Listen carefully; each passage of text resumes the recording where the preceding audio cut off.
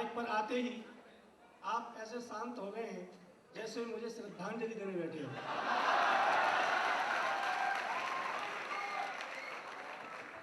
परम आदरणीय मिश्रा जी हो, परम आदरणीय सभी अधिकारी जी हो, परम आदरणीय विद्यार्थी जी हो, परम आदरणीय विद्यार्थिनी जी हो और परम आदरणीय मंच पर रखे हुए कवि जी हो और परम आदरणीय मैं जी हूँ। एक बार मेरे सम्मान में तालियां बजा दो। ये मैंने इसलिए बजवा ली है, पीछे का कोई भरोसा नहीं, बजे या न बजे। अभी मुझसे पहले चकात चौधरी जी यहाँ से चल बसे। कार्यक्रम का उद्घाटन हुआ, आनंद पांडे जी आए। आनंद पांडे जी, मिश्रा जी बोले ये माचिस की तीले में जलाओ, तो उन्होंने माचिस की तीले में जलाने के लिए यूं किया, नहीं जली, उनकी उंगली जल गई। पर मिश्रा जी बोले दूसरी तीली जलाओ, उन्होंने दूसरी तीली जलाई और लेकिन तीली में आग नहीं लगी। तीसरी तीली में आग पकड़ी तीली में, और जब आकर के दीपक का उद्घाटन हुआ। लेकिन सच बता रहा हूं, जैसे उन्होंने उंगली जला ली, यदि कोई नेता होता तो एक बार अभी आग लगा देता तीली में। लेकिन ये नेता होते कैसे हैं?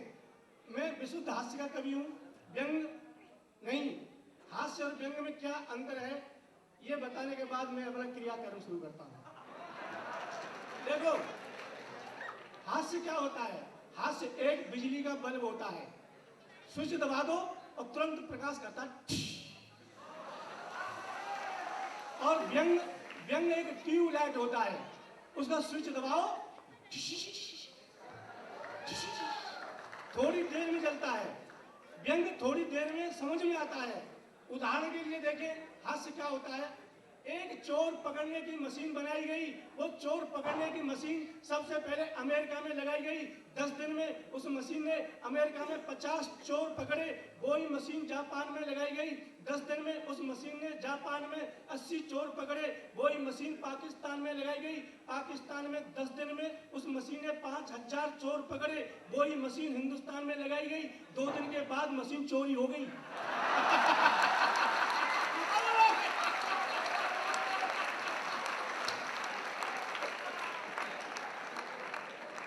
ये हास्य होता है, तुरंत समझ में आता है। व्यंग में दिमाग लगाना पड़ता है। उदाहरण के लिए देखें, व्यंग क्या होता है? एक मुर्गी ने रंग बिरंगे अंडे दिए, लाल, सफेद, नीले, काले, पीले, हरे, गुलाबी। मुर्गी ने जब रंग बिरंगे अंडे दिए तो मुर्गे को इतना क्रोध आया, उसने पिस्तौल उठाई, जंगल में गया, नाचते हुए मोर की हत्या कर दी।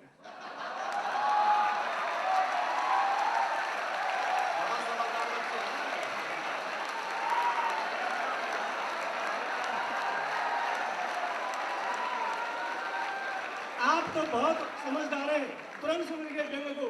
जब मैंने एक कवि सम्मेलन में यह व्यंग सुनाया तो एक श्रोता की समझ में नहीं आया। वो सोचता रहा पता नहीं क्यों हत्या की मोर की। जब रात को घर पे गया, पिताजी मम्मी सो रहे, 2 बजे समझ में आया, अचानक हंसा।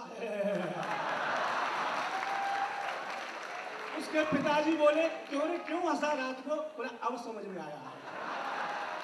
तो मैं व्यंग आपको नहीं सुनाऊंगा। मैं ऐसी कोई चीज नहीं सुनाऊंगा जिसमें आपको दिमाग लगाना पड़े, क्योंकि जब मैंने दिमाग लिखने में नहीं लगाया तो आपको सुनने में दिमाग लगाने की कोई जरूरत नहीं है। मैं गीत लिखता हूँ, विशुद्ध हास्य का कवि हूँ।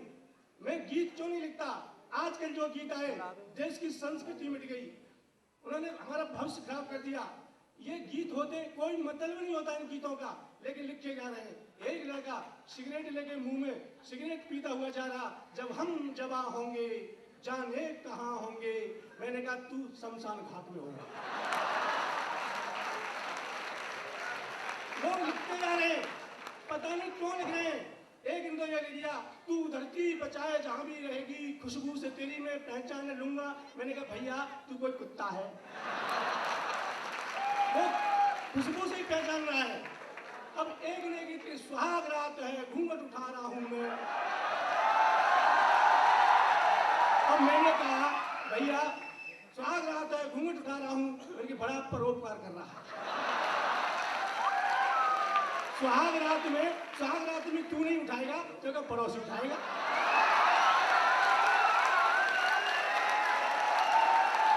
अब लोग लिखते जा रहे हैं, एक ने लिख दिया गोरे गोरे गाल मेरे मैं क्या करूं, और मैंने तू क्या करेगा, मैं तो करने वाले ही करेगा। पता नहीं लोग क्यों लिख रहे हैं। एक ने तो यानी सुबह से लेकर शाम तक, शाम से लेकर सुबह तक मुझे प्यार करो। मैंने कहा तू मुझे खाना भी नहीं खाने देगी, इतना प्यार किया जाए। ज्यादा जरूरी है प्यार करना तो एक नौकर कर ले। और लोग लिखते जा रहे हैं, पता नहीं क्यों, होठ रसीले मेरे होठ रसीले। मैंने कहा तेरे होठ इतने रसीले तो जूस की दुकान खोल लेगा। लोग लिखते जा रहे हैं, एक ने तो यहाँ तक लिख दिया, वो ऋतिक रोशन है ना, ऋतिक रोशन बार बार एक ही लाइन को गाएगा, मैं ऐसा क्यों हूँ, मैं ऐसा क्यों हूँ, मैं ऐसा क्यों हूँ। मैंने कहा तू अपने बाप से पूछ, कोई कमी रह गई होगी।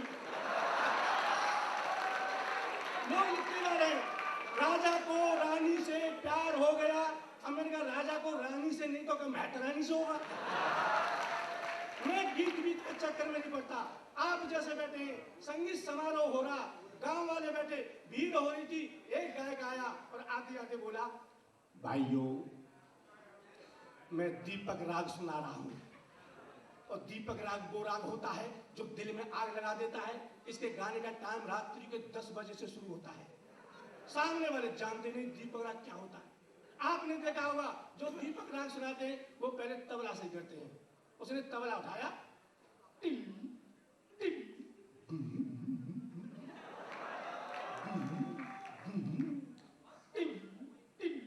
आधा घंटा हो गया। सामने वाले पागल से बैठे बैठे देख रहे कब शुरू करें, कब शुरू करें। और वो टिल, टिल,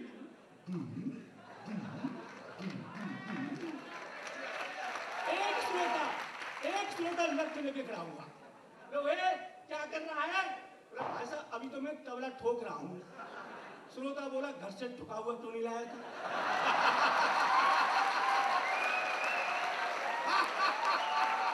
घर से ठुका हुआ लाता, क्यों टाइम खराब कर रहा है, जल्दी गा। अब वो सुन रहा, सुने दीपक राग, और सामने वाले जानते नहीं है वो दीपक राग सुन कर रहा है। अमुआ की डाली पे न बैठे कोयलिया, अमुआ की डाली पे न बैठे कोयलिया, न बैठे कोयलिया, न बैठे कोयलिया, अमुआ की डाली पे डा डा।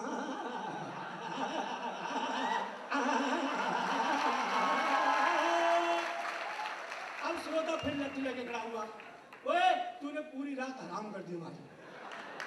अमुआ की डाल पर नहीं बैठे तो पीपल की डाल पर बिठा दे, पर जल्दी बिठा। मैं गीत नहीं सुनाता, मैंने पूरी जिंदगी में एक गीत लिखा। जब मैं पढ़ता था, विश्वास करो, जब मैं पढ़ता था अपनी क्लास में इतना होशियार था, हेड मास्टर ने क्लास में से मेरा नाम काट दिया कि तू इतना होशियार कैसे हो गया है। बचपन में मेरे पिताजी मुझे विद्यालय में जमा करने के लिए ले गए। हेड मास्टर से बोले इसे जमा कर लो। हेड मास्टर ने मेरी तरफ देखा और मेरे पिताजी से पूछा, अच्छा ये बताओ ये किसका बच्चा है? तो मेरे पिताजी बोले आपका ही है। और मुझे बड़ी शर्म लगी, मैं अपने बाप का, मास्टर से कह रहे आपका। मैंने शर्म से नीचे को गर्दन कर ली। हेड मास्टर जी मुस्कुराए, मेरी तरफ देखा और मुझसे बोले बताओ ये किसके पिताजी हैं? मैंने कह दिया आपके ही हैं। अब तो हेड मास्टर गुस्सा हो गए, ले जाओ इसे मैं नहीं पढ़ा सकता, इसे तो कोई गधा ही पढ़ा सकता है। मेरे पिताजी बोले इसीलिए तो मैं तुम्हारे पास में लेके आया। अब मास्टर जी का दिमाग खराब, मुझसे बोले तेरा नाम क्या है? मैंने कहा मेरा नाम उल्लू का पट्टा। मास्टर बोला तेरा नाम तो बहुत अच्छा है। मैंने कहा अच्छा तो तू ले ले, मैं कोई और ढूंढ लूंगा। मास्टर बोले तू साइंस जानता है? ओ मैं जानता हूँ साइंस। बोले इधर आ, एक सवाल बता। मास्टर जी ने पास बुलाया, एक मोमबत्ती जलाई और बोले बता इस मोमबत्ती में प्रकाश कहाँ से आया? मैंने मोमबत्ती में फूंक मारी और बोला बता कहाँ गया? मैंने कहा मास्टर जी ये जहाँ गया ये वहीं से आया था। मास्टर बोला तू गलत जवाब दे ले, मेरा भी नाम रतनलाल मास्टर नहीं, कल तेरी कॉपी पर 2 गोल गोल अंडे नहीं दिए तो तू इतिहास जानता है? वो मैंने कहा जानता हूँ। बोले एक सवाल बता। मैंने कहा पूछो। बोले बता हिंदुस्तान की जनसंख्या क्यों बढ़ रही है? हिंदुस्तान की जनसंख्या क्यों बढ़ रही है? मैंने कहा मास्टर जी इसका तो तुम्हें पता होगा क्योंकि तुम्हें शादीशुदा हो। हम तो बच्चे हैं, तुम ही बता दो। तो मास्टर बोला बेटा सुन, मैं बताता हूँ हिंदुस्तान की जनसंख्या क्यों बढ़ रही है। मैंने कहा बताओ। बोले सुन, इस हिंदुस्तान में 1 मिनट के अंदर एक महिला एक बच्चे को जन्म दे रही है, समझे? तो मैंने कहा वो कौन सी महिला है जो 1 मिनट में एक बच्चे को जन्म दे रही है? मास्टर बोला तू बेवकूफ है। मैंने क्यों? कि तेरी समझ में नहीं आ रहा। तो मैंने कहा समझाओ ना। बोले समझ बेटे, जितनी देर में तू अपनी एक सांस खींचता है उतनी देर में हिंदुस्तान में एक बच्चा पैदा हो जाता है, समझे? तो मैंने अपनी सांस रोक ली। मास्टर बोला क्या कर रहा है? मैंने कहा एक भी पैदा नहीं होने दूंगा।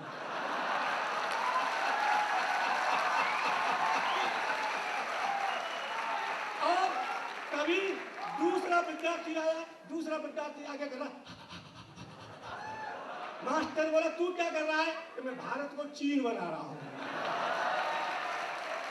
मास्टर बोला तू गलत जवाब दे, मेरा भी नाम रतनलाल मास्टर नहीं, कल तेरी कॉपी पर 2 गोल गोल अंडे नहीं दिए तो एक सवाल और बता। मैंने कहा पूछो मास्टर जी। बोले बता महिलाएं अपनी मांग में सिंदूर क्यों भरती हैं? मैंने कहा मास्टर जी महिलाएं अपनी मांग में इसलिए सिंदूर भरती हैं लोगों को पता लग जाए इस प्लॉट की रजिस्ट्री हो चुकी है।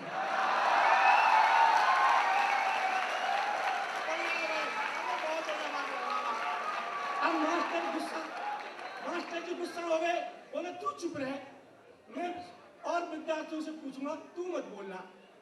प्यारे विद्यार्थियों, जो सवाल पूछ रहा हूं उसका जवाब या तो हाँ में देना या ना में देना, पर उत्तर देना जरूर।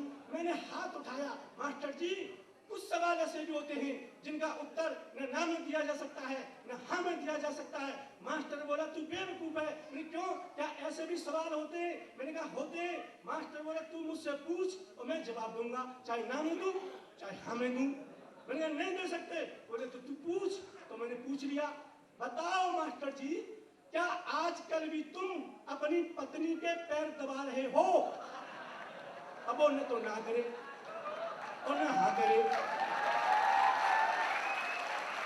अब मुझसे बोला तू मुर्गा बन। मुझे मुर्गा बना दिया, एक डंडा मारा और बोला बता तू कौन है? तो मैंने कहा मैं मुर्गा। कौन? मैंने कहा मुर्गा। बोले बता मैं कौन हूँ? मैंने कहा तू मुर्गी। बोले मैं मुर्गी हूँ। मैंने कहा हाँ, कि तेरे पास क्या प्रमाण है? मैंने कहा कल तू मेरी कॉपी पर 2 गोल गोल अंडे दे।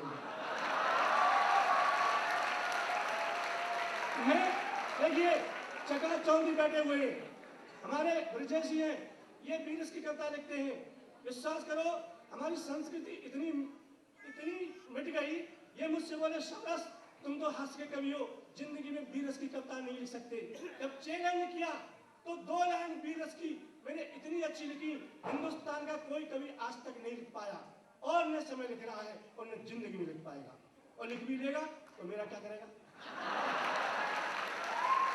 ये वीरस के कवि होते हैं, चिल्लाएंगे, हाथ फेंकेंगे, हम पहाड़ों पर चढ़ जाएंगे और नीचे से डर के हमारे पैर कांप रहे। ये वीरस के कवि में बीमारी के लक्षण होते हैं। एक कवि आया वीरस का और आते जाते बोला मैं पूछ रहा हूँ दिल्ली से अफजल अब तक क्यों जिंदा है? मैं पूछ रहा हूँ दिल्ली से अफजल अब तक क्यों जिंदा है? और दिल्ली को पता ही नहीं, और न श्रोताओं को पता, और कवि को तो बिल्कुल भी नहीं पता, और चिल्ला रहा है मैं पूछ रहा हूँ दिल्ली से अफजल अब तक क्यों जिंदा है? सिर्फ मुझे पता है। बताऊं क्यों जिंदा है? क्योंकि वो मरा ही नहीं है। सीधी बात है भाई, मरा नहीं तो जिंदा है, क्यों चिल्ला रहा है तू? लेकिन वीरस के कवि है, नहीं मानेगा। अब वो कह रहा ए पाकिस्तान, तूने अपनी माँ का दूध पिया तो सामने आ। और कोई कभी नहीं कहता ए पाकिस्तान तूने अपने बाप का दूध पिया तो सामने आ। अब आप कहेंगे बाप का दूध क्या होता है?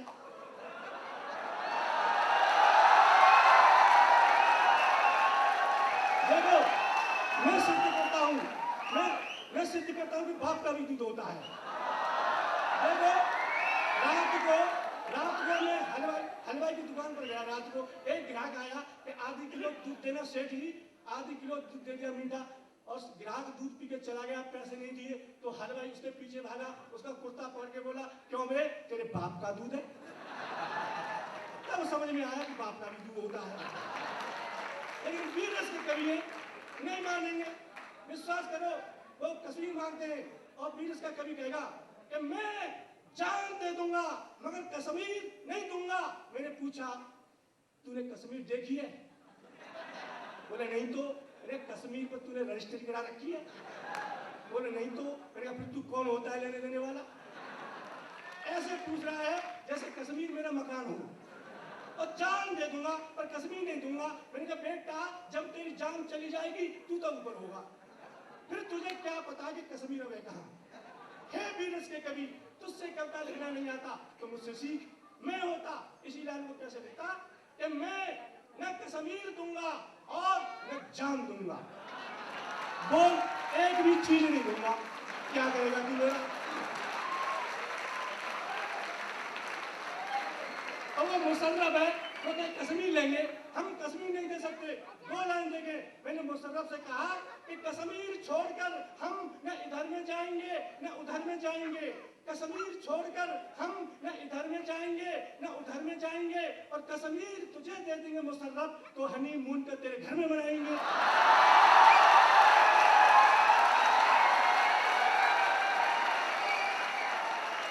और अंत में देखिए तो मुशर्रफ कश्मीर मांगता है।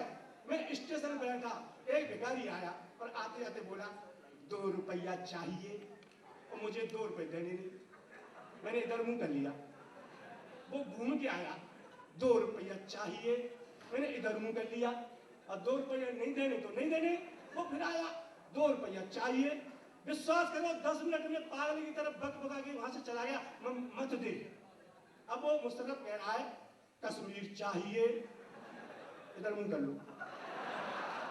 वो इधर से आएगा कश्मीर चाहिए, इधर मुंह कर लो, बक बका के भाग जाएगा। जब नहीं देनी है तो नहीं देनी है, सीधी बात है। और वीर रस के कवि नहीं मानते। वीर रस का कवि बोला तू कविता नहीं लिख सकता। मैंने एक लाइन लिखी अपने घर पे, पत्नी खाना बना रही थी, ए पाकिस्तान मैं लाश पे लाश बिछा दूंगा, ए पाकिस्तान मैं लाश पे लाश बिछा दूंगा। तभी पत्नी बोली पहले तू मेरी चारपाई बिछा दे। ये वीर रस होता है। अंत में 4 लाइन देकर के मैं अपना अंतिम संस्कार कर रहा हूँ।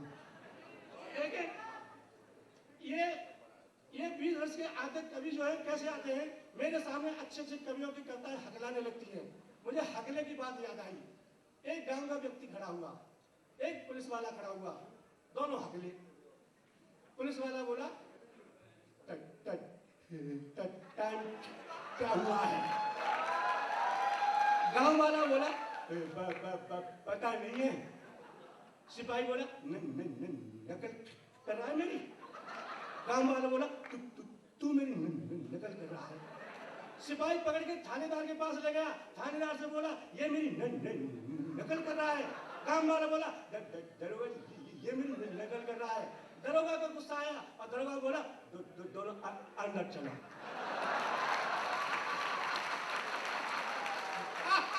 ये हकले ऐसे होते हैं।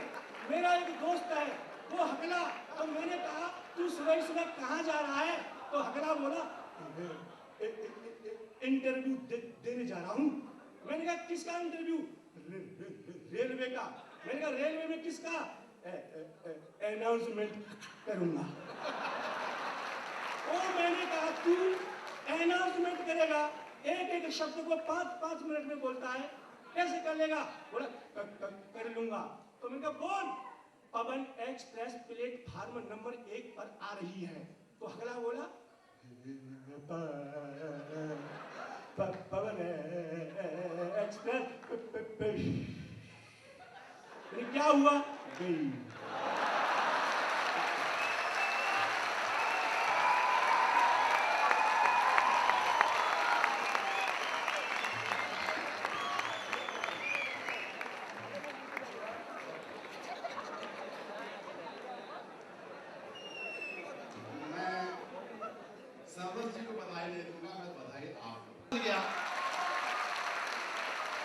माननीय मिश्रा जी के नेतृत्व में आप लोग कितने डिसिप्लिन है, कितने अनुशासन में हैं। यही अनुशासन दोस्तों आपको आगे बढ़ाएगा, देश को आगे बढ़ाएगा, इस NIT का नाम ऊंचा करेगा। आप बहुत अच्छे ढंग से। और दोस्तों एक मुझे घटना याद, ये छोटा बच्चा मैं देख रहा हूँ, 2 बच्चे हैं, एक गोद में है, एक टेबल पे है और कुछ खा रही है, मुझे बहुत अच्छा लग रहा है। देश में आजकल यही चल रहा है। भगवान शंकर, ये बच्चों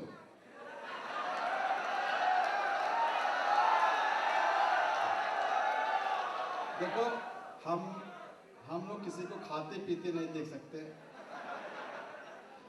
अब मत आना बेटे।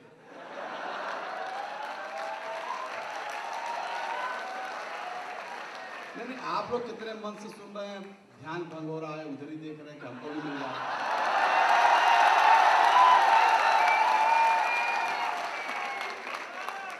ये 2 बच्चे यहाँ पे गोद में एक प्लेट खा रहा है। ये इसलिए मैं कह रहा हूँ, ये बच्चे अच्छे हैं, शरीफ हैं, इनमें भी डिसिप्लिन का अंश है। भगवान शंकर क्योंकि देखिए हमने कहा हम यूनिवर्सिटी प्रोफेसर हैं, यूनिवर्सिटी लाइब्रेरी में बनारस यूनिवर्सिटी के हाई पोजीशन, लेकिन बीच में कुछ हम कथ्य भी कहना चाहते हैं ताकि ये न कहें कि लोग आए थे और ऐसी बात कर गए जो हमारे काम की नहीं थी। हम कुछ ऐसी बात करना चाहते हैं दोस्तों जो आपके जीवन में काम आवे, संस्कार में आवे, क्योंकि संस्कार बड़ी चीज है। हमारे संस्कार इतने आधुनिक नहीं हुए जितने अमेरिका और ब्रिटेन के हैं। आज भी हमारे यहाँ आधुनिक कंप्यूटर आता है, उसमें भी हम तिलक लगाते हैं, स्वास्तिक बनाते हैं, आरती करते हैं। ये हमारा हिंदुस्तान है। हम संस्कारवान लोग हैं, हम संस्कार को जीते हैं। भगवान शंकर एक बार कैलाश पर बैठे बैठे बोर हो रहे थे, बहुत बोर हो गए, तो ढेर सारे मिट्टी के पिंड बना दिए। जब पिंड बना दिए तो उसमें प्राण डाल दिए। जब प्राण डाल दिए तो छोटे बच्चे हो गए, उधम करने लगे, मारपीट करने लगे, जूता चप्पल चलाने लगे। तभी पार्वती जी पीछे बुला लीजिए, सुनिए जी। शंकर जी पार्वती जी को सुनने चले गए पीछे। भगवान गणेश आ गए। भगवान गणेश देखे अरे ढेर सारे बच्चे उधम कर रहे हैं, मारपीट कर रहे हैं, मर्यादा नष्ट कर रहे हैं कैलाश की, सभी को भगा दिए। गेट आउट, भागो यहाँ से। सभी भाग गए। जब भगवान शंकर आए, देखे एक भी बच्चे नहीं, तो गणेश जी से पूछा, गणेश मैंने बच्चों को अभी जन्म दिया, न उन्हें संस्कार दिया, न शिक्षा दिया, न मर्यादा दिया, न आचरण दिया, न व्यवहार दिया, तुमने कहां भेज दिए? पकड़ के लाओ।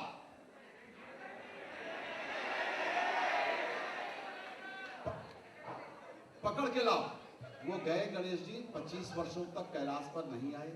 26वें वर्ष जब आए तो भगवान शंकर ने पूछा कि वो कहाँ है, क्यों नहीं आए? गणेश जी ने बोला, प्रभु सभी संसद और विधानसभा में है।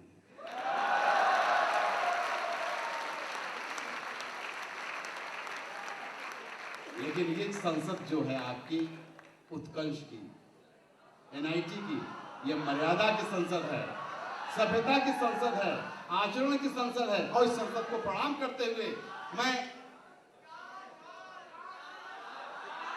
एक आदमी बोलो, उत्कांश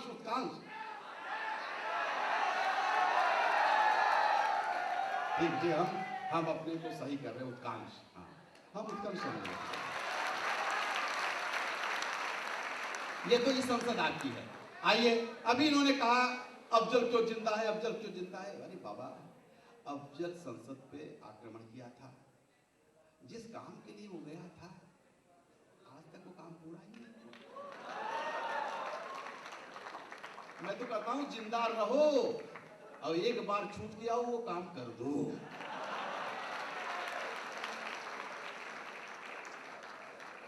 कई बातें इन्होंने कही, मुशर्रफ की बातें की। एक छोटी सी बात है कि बहुत अच्छा कमेंट कर रहा हूं, मुशर्रफ ने कुतिया पाल रखा है।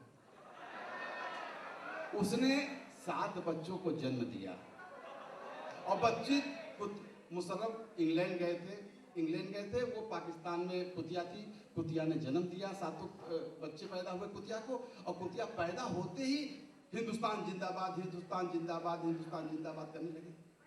मुशर्रफ आए, मुशर्रफ आए, नहीं वो पाकिस्तान जिंदाबाद, पाकिस्तान जिंदाबाद, पाकिस्तान जिंदाबाद करने लगे। मुशर्रफ आए, बड़े खुश हुए कि लोगों ने कहा कि आप ही कुतिया पाकिस्तान जिंदाबाद कर रही है। मुशर्रफ गए 7 दिनों बाद, तो मुशर्रफ को देखते ही सब हिंदुस्तान जिंदाबाद करने लगे। मुशर्रफ ने पूछा, सुना कि पाकिस्तान जिंदाबाद कर रहे हो, तो हिंदुस्तान क्यों कर रहे हो? खुदियों ने बोला कि हमारी आंख नहीं खुली थी। 7 दिन बाद आंख खुलती है। और आइए हम उसी आंख को खोलने के लिए, आपके आंख को खोलने के लिए हमारे लाल पगड़ी के मनमोहन सिंह जो यहाँ पर बैठे हैं, जो माननीय सोनिया गांधी के इशारे पे चलते हैं, उठते हैं, बैठते हैं। मनमोहन जी से मैंने कहा कि मनमोहन जी 2 और 2 कितने होते हैं? बोले होते तो 4 हैं, लेकिन सोनिया जी से कंफर्म तो कर लिया।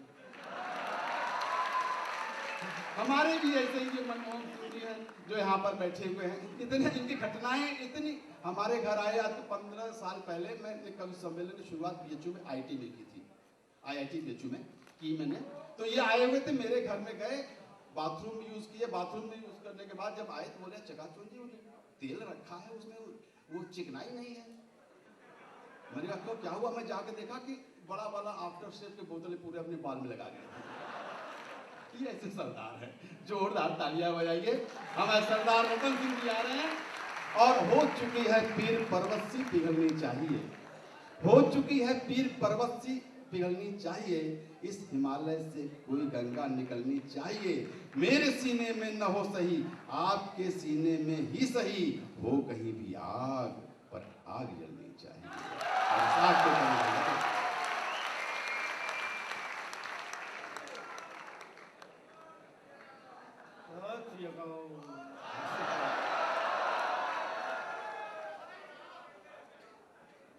व्यास गति पर विराजमान आज के अध्यक्ष जी, अग्रिम पंक्ति में बैठे हुए अतिथिगण, मंच पर विराजमान कविगण और मेरे सामने बैठे हुए छात्रों, छात्राओं और बच्चों।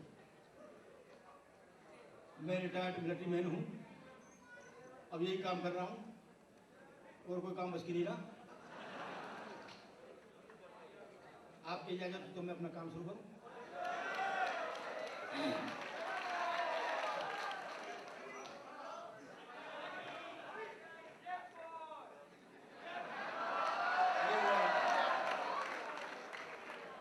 देखिए, मैं हिंदी में कविता सुनाऊंगा आपके सामने, और हिंदी के कविता ही सुनाऊंगा और कविता के माध्यम से हंसाऊंगा और सभी काम करूंगा।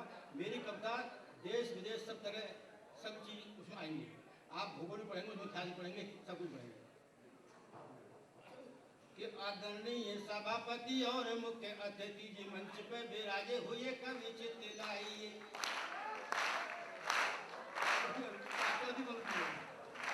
आदरणीय सभापति और मुख्य अतिथि जी मंच पर विराजे हुए कवि चित्त लाइए। श्रोताओं में बैठे हुए माता पिता भाई बहन, करता नमन जरा प्यार दर्शाइए। हम इस आयोजन में दूर से पधारे यहाँ आए हुए कवियों का हौसला बढ़ाइए, हौसला बढ़ाइए। मेरी कविता संगीता है, आप लोग जोरदार तालियां बजाइए।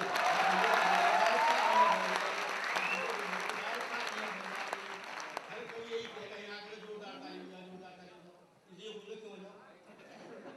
बोलो आप भी 6 में बताओ।